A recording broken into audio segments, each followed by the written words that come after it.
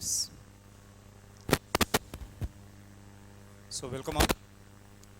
So good morning everyone. So myself Dr. Rajesh Kumar Pavaku and your concerned chemistry faculty in Neet Care Academy. So today I am planning to introduce one small topic where you can expect more information for all conceptual knowledge in other chapters. Okay. So that may be very small in text, but actually that will be a most important topic which may help for other competitive examinations, not only even for NEET, even other competitive examinations and even your theoretical subject, that will be a most important aspect. Okay, so let me start. A concept of hybridization. Okay, so you might have some idea about what is hybridization.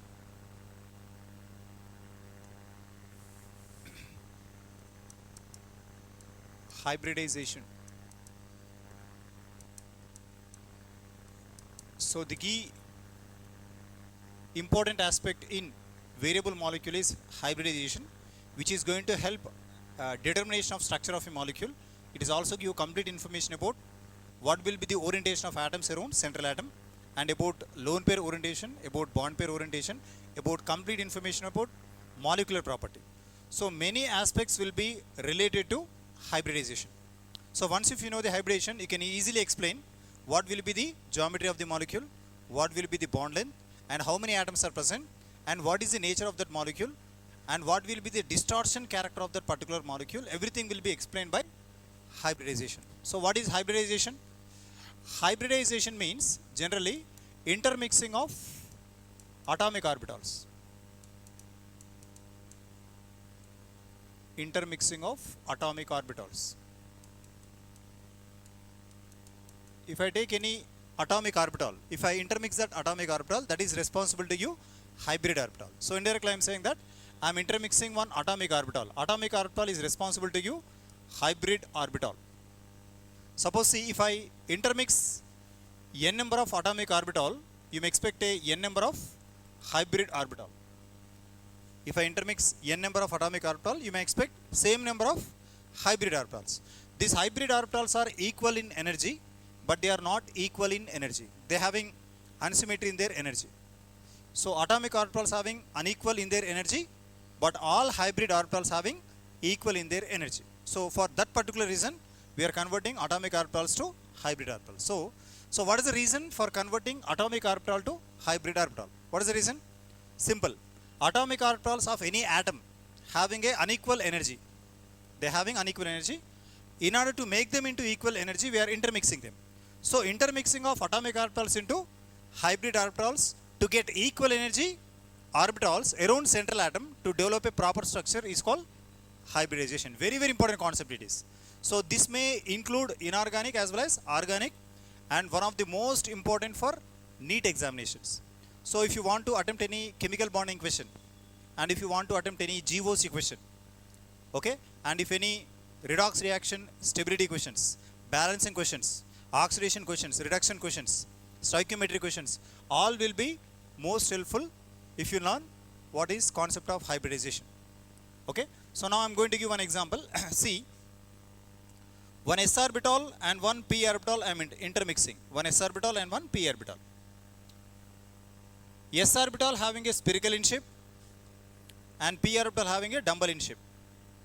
Now, if I intermix these two atomic orbitals, then what happens? See, here you will expect a two sp hybrid orbitals. I am intermixing one s orbital and p. You may get two sp hybrid orbitals. So this will looks like this. This is one hybrid and it is also one more hybrid. Now this is one sp. Here also one more sp. This is a hybrid orbital, but this is an atomic orbital. Now they carry one electron. Just to assume that it is having one more electron. Suppose s orbital carry one electron, p orbital also carry one more electron. By intermixing these two, you will get two hybrid orbitals. So what are they? 2sp. Now this s orbital having unequal energy, p orbital also having unequal energy. After intermixing, now these both carry equal energy. How many s orbital? One s orbital. How many p orbital? Only one. I am not mixing these two. I am mixing only p orbital. So one s orbital, one p orbital. Now we are getting 2sp. See, here we need to count only one, but here we need to count two. This is separate hybrid orbital. It is also separate hybrid orbital. Is it clear? Now go through second. See, always only one s orbital has to be intermixed, then followed by two p orbital. How many p orbitals are mixing? 2. If I mix one s orbital and two p orbital, then what happens? See, 1 plus 2, you will get 3 sp2 hybrid orbitals. 3 sp2. Okay, so based on this hybridization, one can easily identify even its geometry. Suppose if any molecule having sp hybridization whose geometry is found to be linear, you remember this point. If it is sp, see, it is looks like linear or not? It is a linear molecule. Okay, suppose if it is sp2, how many hybrid orbitals are present? 3. So I can write one sp2 here, one more sp2, then followed by one more sp2. Total how many? 3. So otherwise you can write in one more way. This is one hybrid orbital, and here one more hybrid orbital, and this is one more hybrid orbital. Total how many? 3. Suppose every s orbital, one electron is here, every p orbital, one electron. Total how many electrons? 3. One s orbital, one electron. 2 p orbital, 2 electron. So here 2 p orbital carry one electron, total 2 electron, and here 1 electron. Total it becomes 3 electrons. So I can write like this: 1 electron, and here one more electron. Total how many? 3. But now these electrons are not belongs to p, neither s orbital. See, after intermixing, the electrons present in p orbital, the electrons present in s orbital becomes the electrons present in sp2. They are not separate electrons right now. Okay, now here what is this hybrid orbital? sp2, here also sp2, and here also it is sp2.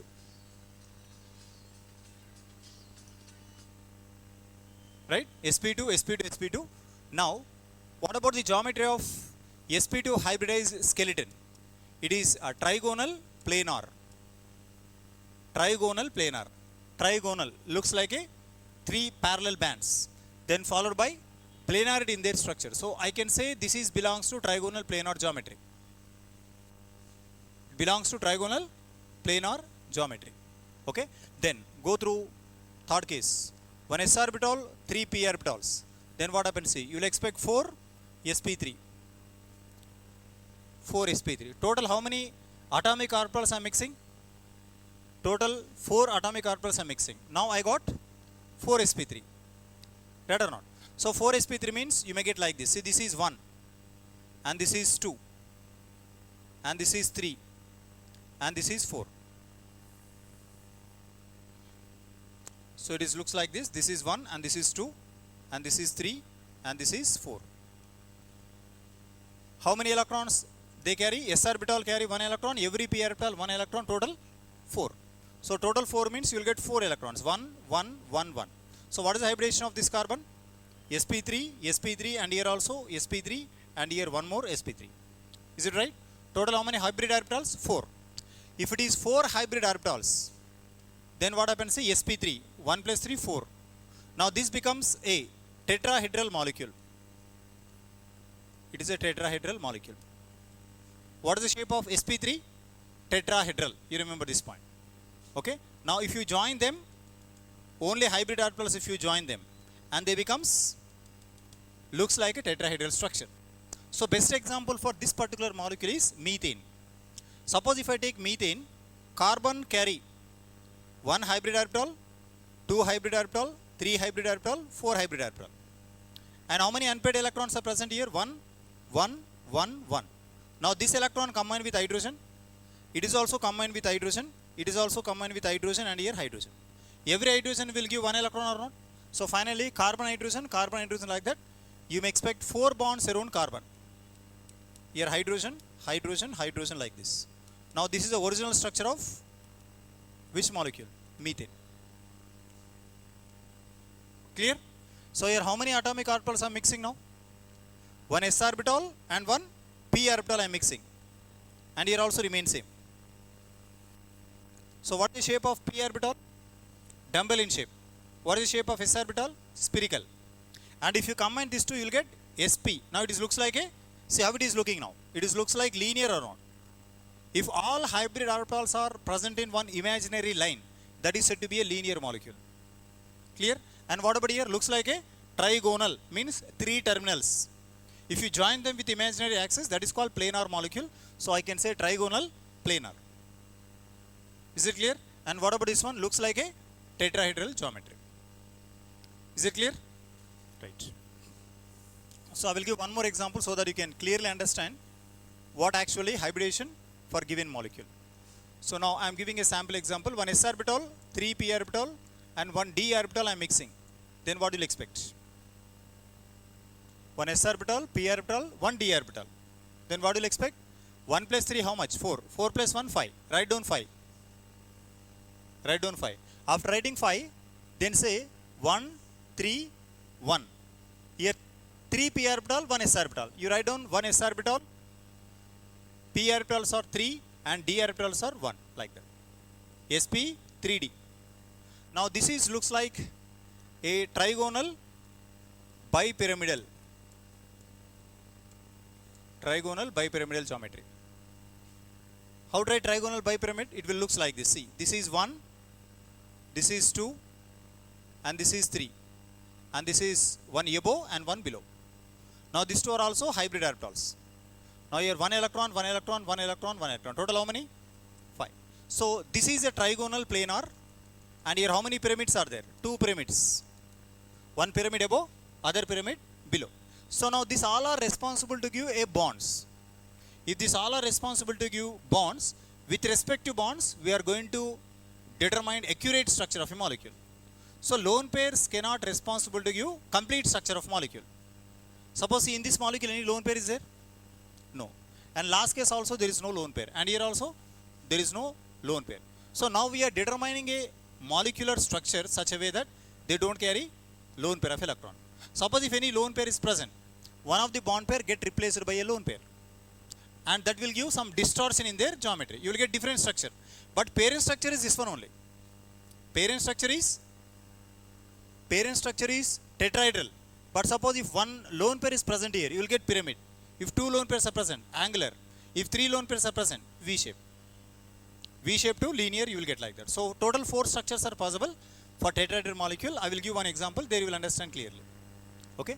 Now see this.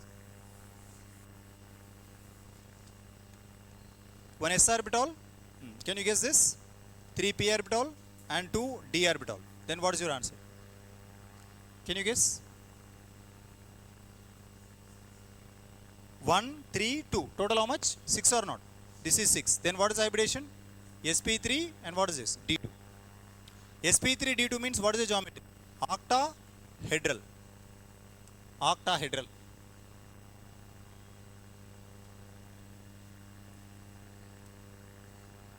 So it is looks like 4 corners are get surrounded by the element.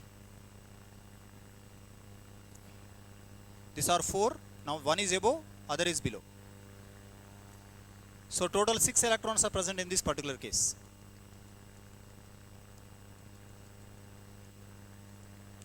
Octahedral. Otherwise you can say square bipyramid. One more name is also there. It is a square. And how many pyramids are there? 2 pyramids. So I can say square bipyramid. Is it clear? So you have to know how many lone pairs are present in this one. Will you identify number of lone pairs in this one? No. We don't have any lone pair of electron in this because it is a pure molecule having only bond pair. Now we can determine any structure based on their bond pairs only, but not with lone pair. Only bond pairs will give complete information about the structure. Is it clear? Right.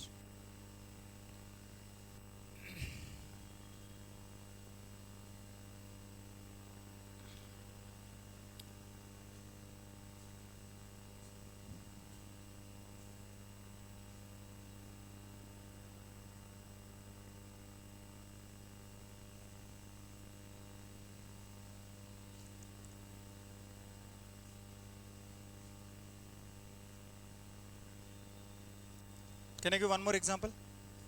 See this.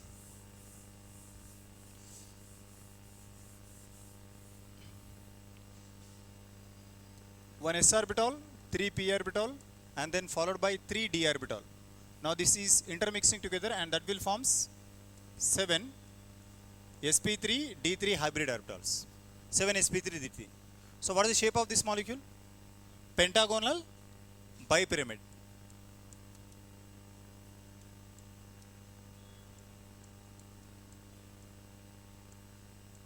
pentagonal bipyramidal. Pentagonal bipyramid. So what it means? So total how many are there? This is 1 and this is 2 and this is 3, then this is 4 and this is 5, and here one hybrid above, other hybrid below. Now total how many are present? 1, 2, 3, 4, 5, this is 6 and this is 7. Now these 5 hybrid orbitals are in one plane. If they are in one plane, we need to join them with a dotted line. See this? So how many are planar here? How many hybrid orbitals are planar? 5. 1, 2, 3, 4, 5. Now these 5 are planar. Remaining 2 are above the plane. One is above the plane, other is below the plane. Now remaining 3. These 3 are planar and 2 also planar. Total trigonal bipyramid. Generally, trigonal bipyramid is generally SP3D. But right now how many are in planar? 5. 5, one is above, other is below. So I can say pentagonal bipyramid. Suppose see, here one of the bond is replaced by lone pair. I can say pentagonal pyramid. Suppose 2 bonds are replaced by lone pair. I can say it is pentagonal planar pentagonal molecule. So there is no bipyramid over there. There is no even single pyramid. There is no 2 pyramids. They don't have any pyramids. On that time you can say trigonal planar. How you are saying trigonal planar? We can say pentagonal planar. Suppose if these 2 lone pairs are removed, if they carry lone pair, on that time I can say pentagonal planar. Trigonal planar becomes pentagonal planar if you replace these axial bonds with respect to lone pair. So whichever bonded atoms or bonded pairs which are present within the plane, they are called equatorial bonds. They are called equatorial. And what about this one? Axial bonds. Suppose if I say trigonal bipyramid, 1, 2, 3, trigonal bipyramid. Now above pyramid, below pyramid is axial. Now what about trigonal? They are equatorial. Is it clear? So overall what we discussed is sp hybridization linear, sp2 hybridization trigonal planar, sp3 hybridization, what is it? Tetrahedral. Then what about sp3d? sp3d trigonal bipyramid. And what about sp3d2? Octahedral. And next is sp3d3 pentagonal bipyramid. So these are the maximum case where you expect hybridations in variable molecule, both in inorganic and organic. But especially in case of organic, only sp possible, sp2 possible, sp3 possible for carbon. Carbon never give sp3d, sp3d2, sp3d3 hybridization. Why it won't give? Carbon never give sp3d hybridization because there is no d orbital. First of all, is there any d orbital is present in carbon or not? No. So if there is no d orbital in carbon, it is never give sp3d hybridization. Right or not? Suppose one example I will give regarding carbon, you will understand clearly. See, what is atomic number of carbon? Atomic number is 6. Electronic configuration 1s2, 2s2, and what is this? 2p2. Is it right? Now this is a inner orbital and this is the outer orbital. Which is outer orbital? 2s and 2p. So 1s is inner orbital, 2s and 2p is outer orbital. 1s carry 2 electron, 2s carry 2, 2p carry 2. Total how many outer electrons are present? This is called outermost shell, also called valence shell. So this is a first energy level, this is called second energy level. First energy level, second energy level. First energy level carry 2 electron, second energy level carry 4 electrons. Now these 4 electrons in which s orbital, already how many electrons are there? 2s. 2 electrons or not? What about p? P carry 2 electron. Now can I write 2 electrons in one degenerate orbital or 2 degenerate orbital? 2 degenerate orbital. So I can write 1 electron here, 1 more electron here. Can I? Then what about this? This is 2p. Right? Now this is a ground state electronic configuration of carbon. What is this? Ground state electronic configuration of carbon. Now in ground state there is a presence of a lone pair of electron. Now this electron start excite from here to here. Now this is called excited state electronic configuration of this particular element. Now what happens? You will get 3 electrons or not? 1, 2, 3. Here actually 2 electrons are there. Now it becomes 3 electron. Now this is completely off filled. It is also off filled. Now this is more stable as compared to this one. That's why they undergo excitation. This is called ground state and this is called excited state. I can say that excited state is more stable than ground state. Why? What is the reason? Because here all electrons are present in independent orbital and they are having equal energy. Here they all having equal energy. They are stable. Now I would like to intermix one s orbital, one p orbital, and this is p. This is x, y, and this is z. Suppose if I intermix x and p, if I intermix s orbital and px orbital, then what happens? See, you will get sp, which means I am intermixing one s orbital and how many p orbital? I am intermixing one s orbital and px orbital only. If I intermix one s orbital and px, then what is your answer? Sp. I am mixing only px only. Suppose if I intermix s orbital, px and py, if I intermix s orbital, px and py, then what happens? 1, 2, 3 or not? Write down 3, then say s, p, 2. The 2 becomes 2p. Here how many s orbitals I am mixing? 1. How many p orbitals I am mixing? 1. If I mix 1 and 1, how much you will get? 2p. Now in this case, see, I am intermixing s orbital, px, py, and then pz. Then what will you expect? One s orbital, px, py, pz. Then what will you expect? Can I say 4? I am mixing 1, 2, 3, 4. 4. Then what is hybridization? sp3. So, if I take any carbon, if carbon having sp hybridization, just imagine I am taking one carbon whose hybridization is sp. Carbon can give sp, sp2, even sp3, but not sp3d. Number of subshells, number of orbitals depends on their energy level. It will come in atomic structure, there I will explain clearly, but right now you remember only one point. Carbon having 2s2, 2p2 in their ground state, and after excitation, one of the electron excite from s orbital to p orbital, and they will give 4 unpaired electrons.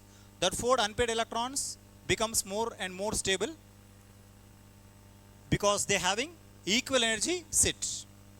Then later on I written one s orbital and p orbital I am mixing. If I intermix s orbital and p orbital, you will get sp, then later on 2 p orbital and then 3 p orbital. So finally you will get which hybridization is not possible for carbon? sp3d. Like that they will ask question. Okay, which among the following hybridization is not possible for carbon? sp3d not possible, sp3d2 not possible, sp3d possible. And which hybridization is possible for carbon? sp possible, sp2 possible, sp3 also possible. Okay, so here suppose see I am taking one carbon. I am saying that this carbon having sp hybridization. sp. Carbon having what is hybridization? sp. If carbon having sp, but how many are not mixing? 2 we are not mixing or not? So when carbon having sp hybridization, 2 we are not mixing, right? Suppose see this is sp carbon, here also sp carbon. How many sp carbons are there? 2. So this particular carbon carry 2 hybrid orbitals. How many sp2? 2 sp2. Here one sp and here also one more sp. And one more carbon I am overlapping now like this. This is one more sp and here also one more sp. So here 2 electrons and here 1 electron, 1 electron. Can I? How many carbons are written? How many carbons are written? 2 carbons are written. Right? It is first carbon and this is second carbon. 2 carbons having what is hybridization? sp. And every carbon having how many unhybrid orbital? 2. So what are they? I can write py then followed by pz, and here also same py and what is this? Pz. Right? So what is the difference between this orbitals and this one? Okay, so these two are called real orbitals, unhybrid orbital. Suppose if carbon having s and p, then these two are real orbitals. They are not mixing or not? If they are not intermixed, they are called real orbital. Suppose if carbon having sp2, yes, p1, p2, then what is this? Pz. Pz is a real orbital. Right or not? How many real orbitals in sp2? Real orbital in sp2, 1. How many real orbitals in sp? 1 carbon. 1 carbon carry 2. See, if I mix s and p, remaining 2 are real orbitals or not? Suppose if I mix s and p2, if I mix s and 2p, then on that time what happens? Only 1 real orbital. If I intermix 1 s orbital and 3 p orbital, on that time no real orbital. If there is no real orbital, there is no pi bond. So pi bond is formed by overlap of which orbital? Overlap of real orbital. See, here 1 pi bond and here also 1 pi bond. It is half pi bond, and above half pi bond, below half pi bond is possible. Above half pi bond, below half pi bond. Okay, so now finally we can make a conclusion that if I take any hybrid orbital,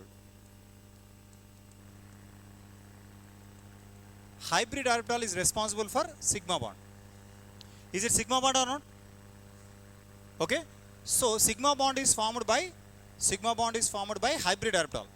It is also called head-on overlap, facial overlap, axial overlap. Many names are there. Okay, and one more is unhybrid orbital. What it means? What is the meaning of unhybrid orbitals? Unhybrid orbitals means the orbitals which we are not mixing. If you not mix them, what is that? Unhybrid orbital. So that orbitals are responsible for which bond? Pi bond. That is your final conclusion once if you understand hybridization. So whichever orbitals are unhybrid, also called real orbitals, also called pure orbitals, many names are there. That orbitals will give sideways overlap. Sideways overlap always responsible to give pi bond. Okay, now 2 bonds we learn. One is sigma bond and what is one more? Pi bond. Sigma bond is made up of head-on overlap. Pi bond is made up of side-on overlap. So without sigma bond there is no pi bond. But without pi bond we can write sigma bond. Right? So how can you prepare a sigma bond? How can you prepare a sigma bond? By overlapping hybrid orbital. How can you prepare a pi bond? By overlapping a unhybrid orbital. That is your final conclusion. So which hybridization is not possible for carbon? sp3d. Why? Due to absence of d orbital. Right or not? So which orbitals are responsible to give sigma bond? Hybrid orbitals. Hybrid orbitals formed by overlapping or intermixing of atomic orbitals. They are responsible to give sigma bond. And whichever orbitals are not mixing, not intermixing, that orbitals are undergo sideways overlap, that overlap responsible to give pi bond. Is it clear? So that is a small introduction of concept of hybridization. So it is conclude that carbon can form only, finally what we conclude in carbon, we are concluding that carbon can form sp, sp2, sp3 but not sp3d and sp3d2 as well as d3. Okay, so based on this one separate chapter will be there, that is called concept of organic chemistry. In concept of organic chemistry, there you will see, first we will learn what is GOC, what is hybridization, what is the structure, what is linearity, planarity, then finally you will see what is the structure of molecule and what is hydrocarbon, alkane, alkene, alkane. So this is an example of alkene. So what is alkene? Carbon, carbon carry single bond. What is alkene? Double bond. Carbon, carbon triple bond is called alkyne. So what is the hybridization of alkane? sp3, alkene is sp2, alkyne is sp. So 3 chapters will be there. And if you consider benzene, benzene is also a hydrocarbon which carry only double bonds and they carry one hydrogen get connected by carbon. Okay, then what is the hybridization of this carbon still? Hybridization is sp2. So benzene hybridization is what? sp2. Clear? So finally maximum how many hybridations are possible for a carbon? Maximum 3, either sp, sp2, otherwise sp3. Okay, so that is about today's class. So there you learn about what is the concept of hybridization and what type of hybridization possible for a given molecule without having any lone pair. Okay, so some more additional concepts we are going to discuss in your next class. Okay, thank you. We'll stop here. We'll continue in your next session.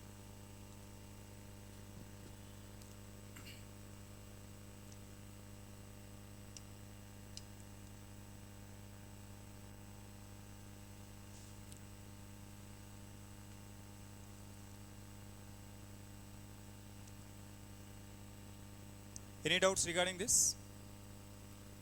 So these are the complete basic classes which we are going to start, and these basic concepts may help in your upcoming chapters. So they may be include both organic, inorganic and physical. All basic concepts are going to be started initially. Later on, parallelly, these points may help in your regular concepts. So that we will discuss during the time of that particular concept. But before starting off your chemistry classes, you have to be very familiar with some basic standard concepts which may help individual chapter. So if you go through any organic concepts, especially starting from GOC, hydrocarbon, etc., so that all will include this hybridation, etc. And even in inorganic chemistry also, if you take any selective molecule, in that molecule, if you want to determine complete structure, lone pair, sigma bond, pi bond, and property of that molecule, hybridation will play important role. Almost all, it is the heart of organic as well as inorganic, whose importance is very less in physical, but whose importance is very high in organic and physical. You should be very strong in this concept.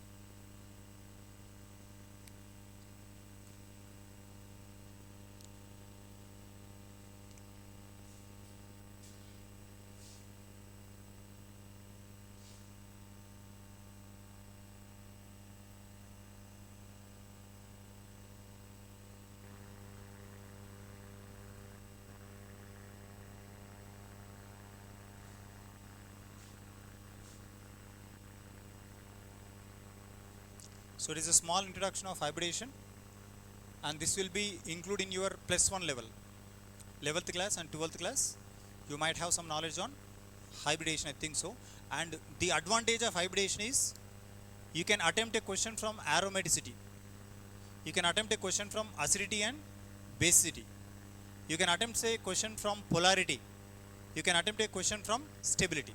That is the advantage. So it is not a simple topic. It is not the easiest topic, okay?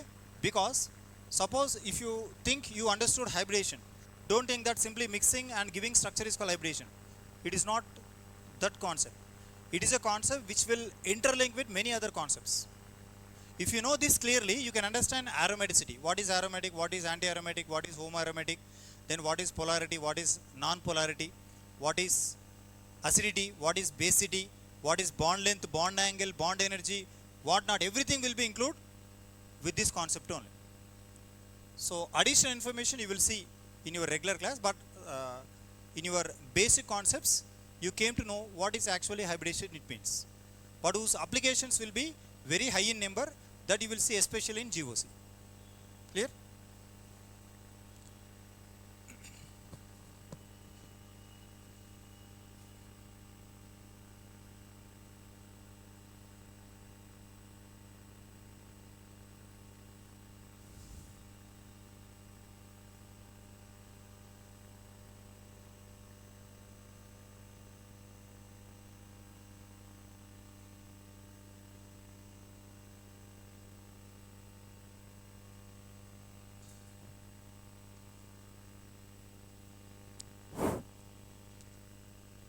So that is about hybridation.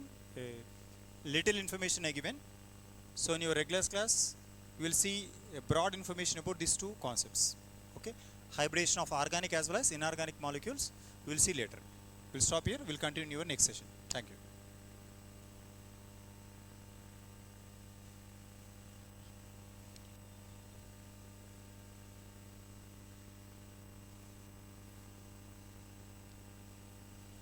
Close this.